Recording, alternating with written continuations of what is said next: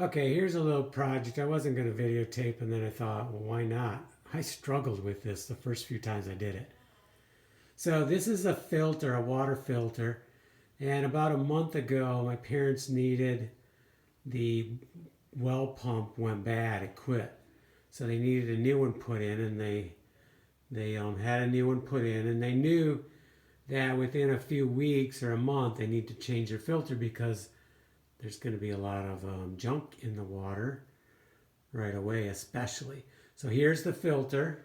You can see it's loaded with iron oxide and whatever else. Okay, so it seems like an easy task, but if you don't do the right sequence, it's a son of a gun. I dreaded it, to be honest with you, at first. Okay, so here's the new filter in place. So the sequences to go through are, in my opinion, there's only one option, one sequence. And they need to be done in that order. So first of all, close the incoming valve.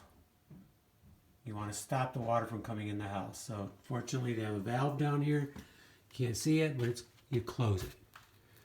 Then you ask someone upstairs to open the faucets, hot and cold, and let the water come out.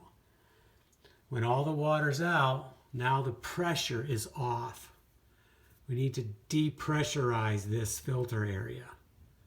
Take the pressure off, very important.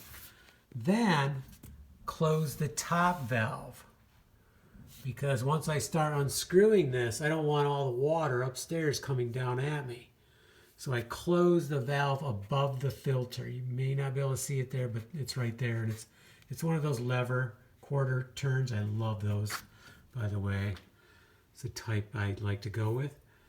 Okay, then there's a wrench that goes on here, and you can gently, it should not be that hard, counterclockwise. So kind of like this. And the wrench is plastic and this is plastic, so you're not going to beat on it or anything. Just kind of gently tap it and then it'll unscrew. It should, because you've taken the pressure off it. That's the key factor. Then unscrew it all the way, take it outside, dump it, clean it, and then put new grease on the threads. After you've cleaned this and you clean both sides, put new grease on there. And there's an O-ring in there. You can put a little grease on that, but that's not so critical probably. Some grease is going to get on it, so that's good anyways. So you can see they're pulling some water, and water's going up through now. So then you screw it on there, snug it up, and then just a little bit more, just so it's a little bit tighter than snug. A little bit with the wrench.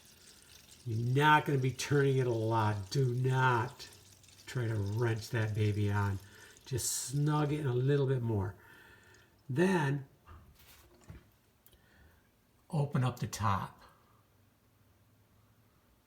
Then gently open up the intake valve a little bit. So you can see the water will start to fill up here. Fill up, fill up, fill up, fill up.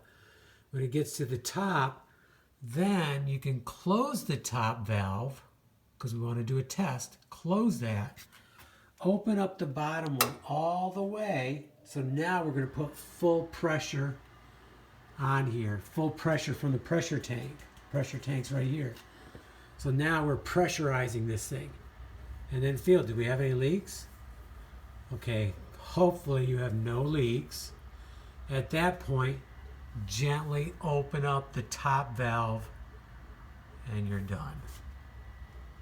So the sequence, the main thing is you're taking the pressure off before you try to open this up. Because if you don't take that pressure off, it just will not open good, and you're going to break things, and it's frustrating, to be honest with you. Okay, there it is, changing your filter.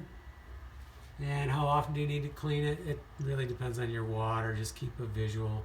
inspected and visual inspection, and it starts off white and it's going to get dirtier depending on how much stuff, iron oxide and anything else. On their case, they had just changed the pump, so it brought a lot of stuff up and caused it to get dirty faster, but normally it would not get that dirty that fast. Okay, changing your water filter.